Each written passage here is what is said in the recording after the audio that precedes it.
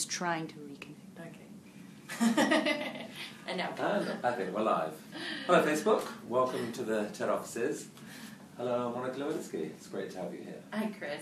And we'll let everyone know that I told Chris he has permission to interrupt me if I ramble, because sometimes when I'm nervous, I ramble. So. Well, we'll definitely try not to. But look, Monica, you are the star, one of the stars in this book that publishes next week, which is TED's official guide to public speaking. And the reason you feature so prominently in it is because of what happened when you came and gave your TED Talk last year. Now, you overcame the fear of public speaking in a pretty spectacular way. This is a fear that's really widely held by a lot of people. So I thought it would be great if you could just share a bit about that experience, you know, what it happened, what it felt like. Is that okay? Absolutely. So maybe starting with like the preparation. So 3 months to go, you've got this TED Talk coming. What does it feel like? Well, actually, first for me, I think that there was, when I got the invitation, I was floored. And I almost didn't believe it at first because I was so incredibly flattered. And then I spent some time really wanting to think about, did I have an idea worth sharing? And what did that mean?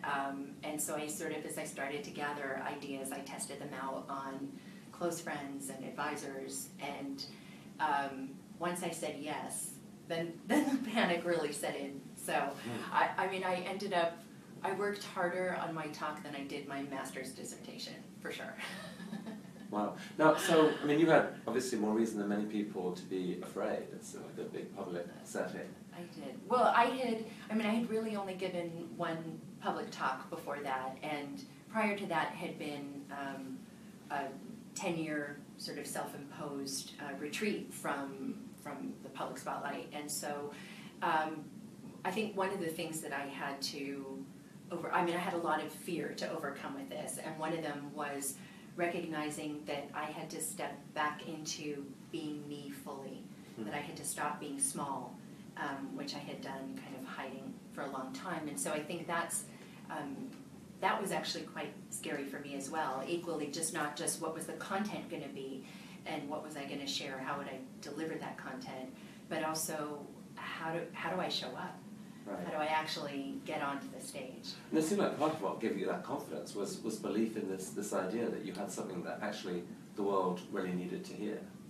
Well, yes, I think that's true. I think that what happened for me is that as I worked more and more on the speech, and I also in that time period was becoming more and more involved with organizations who were working on cyberbullying, and I was, as a result of the Vanity Fair article and the Forbes talk, I was hearing from people a bit more too.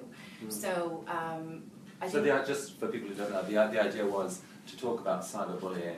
You were kind of patient zero. Yes, exactly. And it had obviously taken off, and you were concerned about this and had... Right, and I think one of the things that was really important for me to get into, and I struggled a lot actually with the TED Talk, was I felt that there was the personal narrative, there were the narratives about other people, but then there was this bigger idea about the price of shame and how shame had become a commodity in society.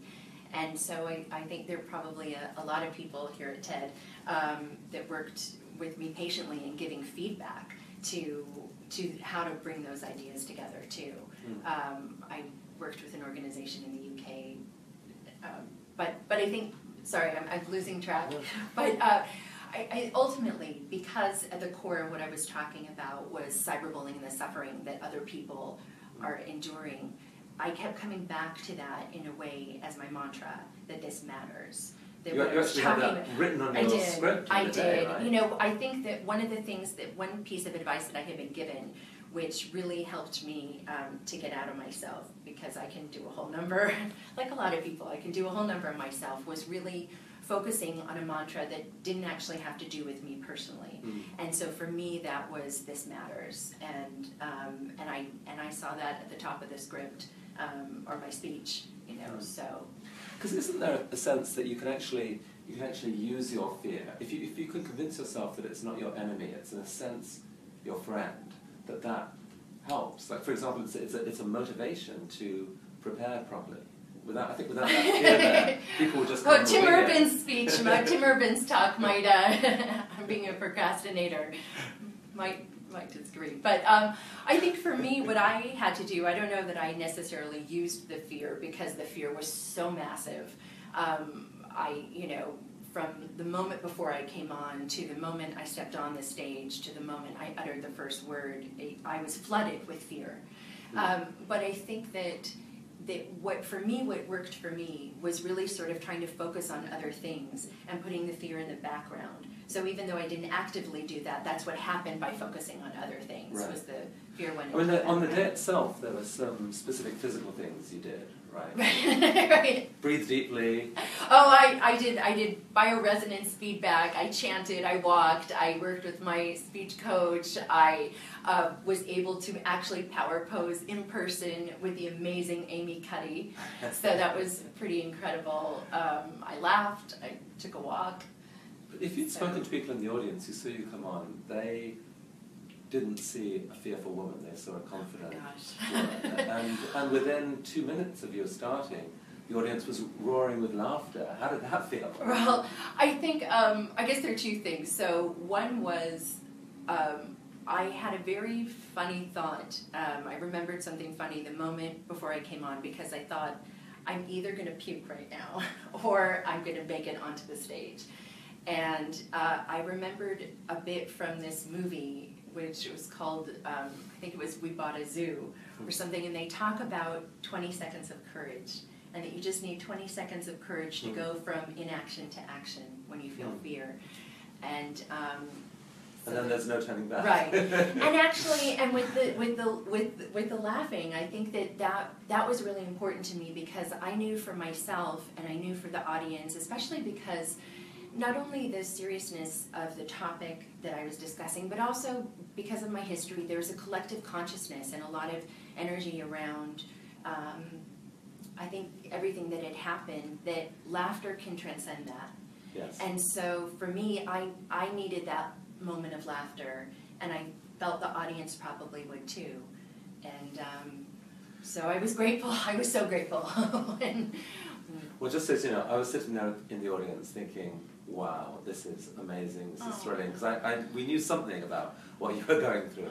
And seeing you sort of just calmly give this speech and clearly connecting to the audience in a really beautiful way. Well, and then the reaction. Well, the audience was incredible, and I think that's one of the things too that, I think I wrote for the little thing in your book about how important it is, the connection and the relationship between the audience and the speaker. Right. And so I think that's what creates that moment. It's about the emotion you bring, less about the words you're actually speaking, and that the exchange that happens. Yes. So the magic that was created there at TED that day was as much a part of the audience and the space that they held for me as it was for whatever I brought to the Red Circle. It is magic, isn't it? Like I've been watching a lot of TED Talks over the years. The fact that a speaker can stand on stage and look out and make eye contact with people out there, and there's some kind of mysterious interchange where people are passing 1,000 judgments, 1,000 emotions are exchanged, and this idea sort of flows from your mind into theirs. I can't get over how amazing a thing that is, and it is in a real sense an act of co-creation. It is. Well, I think too that I think we've talked about this before too, just that everyone has a story to share, and I think and within those stories are the ideas we're spreading, and so we're all connected by story, and we all have our own story. So that ability, since the dawn of time, sitting around sharing stories. Well, this is something that I certainly feel really passionately about. It's actually the reason we've written and published the book, is the belief that there's something of a renaissance happening in public speaking, but that there are millions of people out there who have something really important to share with the world. And now for the first time in history, you can do so and kind of get it magnified through the internet, through video, through social media, whatever. That's amazing, and that means it's worth trying now harder than ever to figure out how to do it and how to overcome this fear that everyone has. Do you really think that people do have, pretty much everyone has a story that if they could figure the right way to say it, others would benefit from that? I do. I do. I mean, I think my mom actually taught me as a kid that everyone has something, that there's something interesting you can learn from each person you meet. And I think inherent in that is this idea that everyone has a story. And I've, maybe I've met a few people where I've thought, okay, talking a little much, but there's still something that you can learn or glean or connect to. And maybe there's one additional thing to say, which is that, when some people tell a story, they kind of tell it from a point of, it's all about me. Let me tell you some more dazzling ways in which I'm great. And they forget that a talk is supposed to be a gift. You're supposed to be giving something to the audience. And so, if you can tell a story, the key is to bring out that idea. It's what you spoke about. You had this amazing story yourself, but you had an idea that you wanted the world to know about, which is to change how we think about cyberbullying. Right, and to click with compassion, and to think about what you're clicking on, that contributes. And again, I don't want to make this now about my speech, so.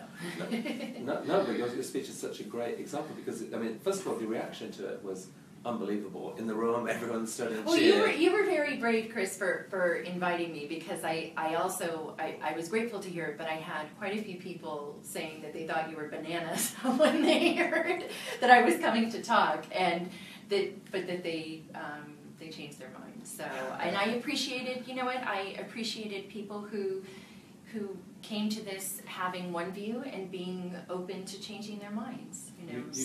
You changed people's minds. You persuaded not just a room of people to stand up and cheer, but literally millions of people within a few weeks. It's been seen by several million people. I think it's been seen by more than 7 million, closing on 8 million people already. And I dare say a lot of people's lives who have been victims of bullying or perhaps perpetrators have been shifted by this. You've had a huge response personally to you coming into you. Can you tell any stories there? Well, I think there have been a couple. One really was one of my friends from graduate school, actually whom I saw yesterday for lunch, in case anyone was wondering what I did on Sunday for lunch. And she had shared with me, she had gone to see a friend of hers who was in his 20s, and he was going through a hard time, and she was at his apartment and saw a piece of paper on his desk, and handwritten on this piece of paper was part of the end of my TED Talk, and the part where I'm really it's a plea to people who are suffering right now from shame and public humiliation, especially as a result of cyberbullying, to have compassion for themselves. And that was one personal, a small thing that made me feel if the talk reached one person and helped one person feel less alone, then it was worth it.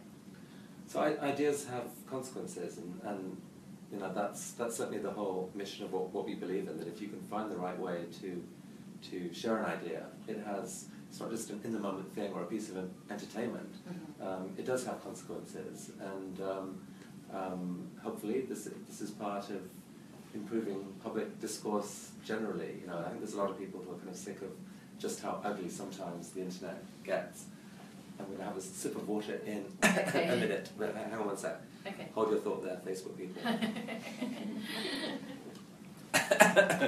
You okay? There are bugs going around this office. There's a reason we're shut off here. Oh, great. I'm healthy now. Sorry. I just want to say to anyone watching here who's scared about public speaking, and I know some of you are. If this woman can give a TED Talk, and she gave a brilliant one, if she can get over her fear for it and do such an amazing job, you probably can. You probably can. It needs a bit of work and attention and belief that you can. Maybe 20 seconds of courage, but you can do it. Monica, thanks so much for giving the courage of coming to TED, an amazing talk, and for this conversation now. It means a lot. Thank you. Thank you. Thanks. I'll call that a wrap. Hold on.